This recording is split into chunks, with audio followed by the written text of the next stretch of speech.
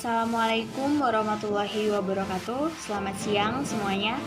Perkenalkan, nama saya Rizky Aulia Ahmad, NPM 2002032012, jurusan Hukum Tata Negara. Di sini saya akan mempresentasikan jurnal saya yang berjudul Politik Lokal dan Subnasional. Langsung saja, A. Pengertian politik lokal. Politik lokal secara harfiah adalah bagian dari suatu sistem politik yang dijalankan oleh suatu negara. Konteks lokal dalam hal ini menyiratkan pada pemaknaan heterogenitas masyarakat lokal atau daerah yang memiliki kesejarahan, situasi batin, dan psikologis yang berbeda. Kondisi tersebut tentu memberikan kontribusi pada praktek politik di daerah sebagai cara memanifestasikan atau praktek dari paradigma yang terbangun. Politik lokal secara sederhana adalah praktek politik di tingkat lokal. Praktek politik secara faktual terkait dengan dinamika penyelenggaraan pemerintahan dan dinamika peran masyarakat secara keseluruhan dalam mewujudkan pencapaian cita-cita. Secara umum, politik lokal tidak dapat dilepaskan dari konteks politik nasional atau sistem politik yang dianut oleh suatu negara.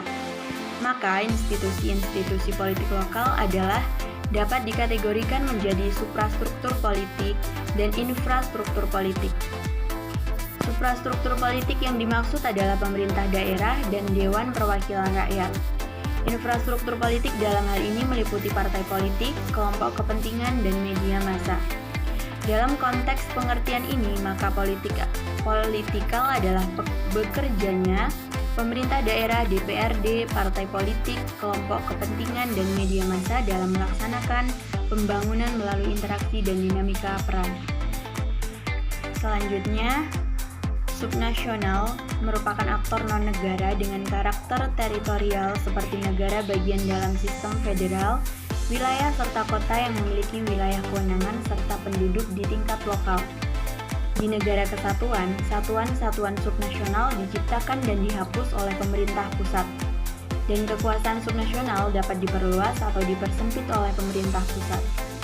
Meskipun kekuasaan politik di negara kesatuan dapat dilegasikan, menempuh proses devolusi kepada pemerintah kawasan yang berlandaskan perundang-undangan yang dibuat oleh parlemen, pemerintah pusat tetaplah yang paling berkuasa.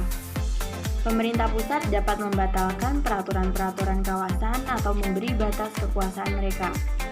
Satuan-satuan subnasional adalah sebuah alat dekresi pemerintah pusat sebagai pemberian kekuasaan khusus pada bagian-bagian pemerintahan yang ada dalam suatu negara kesatuan.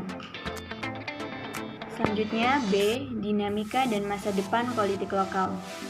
Bahwa dinamika dan masa depan politik lokal dalam sosial kapital yang demokratis di berbagai belahan dunia telah tumbuh dan berkembang dalam proses yang panjang.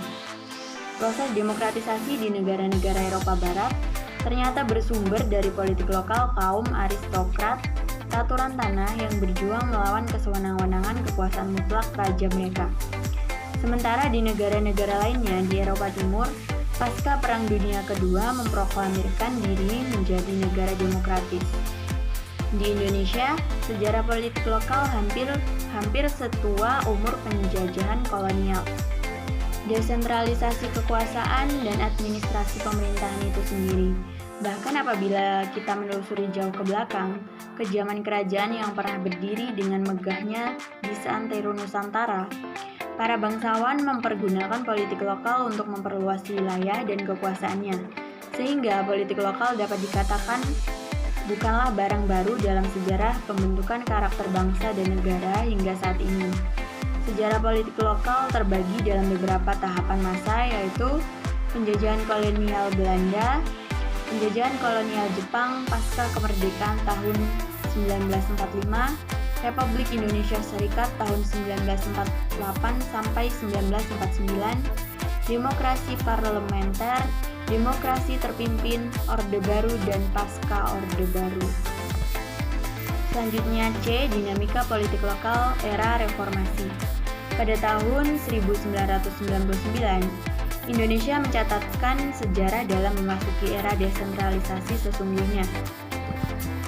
Dengan lahirnya Undang-Undang Nomor 22 Tahun 1999 tentang pemerintahan daerah Desentralisasi membuka peluang politik lokal mencari jalan keluar menuju kemandirian daerah.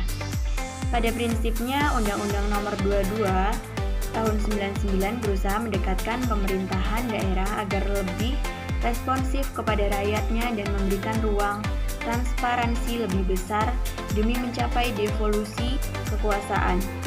Peran pemerintah pusat hanyalah terbatas sebagai penjaga malam saja karena sisa tanggung jawab telah menjadi urusan daerah adalah meliputi pertahanan keamanan nasional, kebijaksanaan luar negeri, masalah-masalah fiskal dan moneter, perencanaan ekonomi makro, sumber-sumber alam, kehakiman, dan agama. Daerah memiliki kewenangan mengurus pekerjaan umum, pendidikan dan kebudayaan, pemeliharaan kesehatan, pertanian, perhubungan industri, perdagangan, investasi, masalah-masalah lingkungan, dan lain-lain. Undang-undang tersebut telah memberikan dasar-dasar pemerintahan desentralisasi administratif yang sangat banyak kelemahannya. Aturan-aturan mengenai pemerintahan daerah tersebut mengandung kelemahan karena tidak mengikutsertakan masukan dari daerah-daerah. Sekelompok elit bekerja secara tergesa-gesa melahirkan model desentralisasi ala barat. Desentralisasi tersebut memang sengaja dirancang atas dasar titipan dan dari pemikiran-pemikiran barat yang sangat ingin memperlakukan model desentralisasi mereka ke negara-negara berkembang tanpa memperhatikan sendi-sendi kelembagaan di Indonesia yang sama sekali lemah dan tidak demokratis. Selanjutnya D. Relasi politik lokal dengan efektivitas pemerintahan daerah. Dalam Undang-Undang Nomor 32 Tahun 2004 dan Undang-Undang Nomor 33 Tahun 2004 tentang perimbangan keuangan antara pusat daerah, desentralisasi dalam konteks otonomi daerah dimanifestasikan dalam bentuk adanya pemberian kewenangan, tanggung jawab dan keuangan atau fiskal. Transfer kewenangan secara sempit dipahami dan dipraktekkan melalui penyerahan urusan secara luas kepada daerah dan pemangkasan instansi vertikal atau dekonsentrasi yang dulu terdapat di daerah. Desentralisasi keuangan diwujudkan dengan menata kembali perimbangan keuangan dan juga memberikan kewenangan pada daerah untuk menggali dan membelanjakan sumber-sumber keuangan daerah.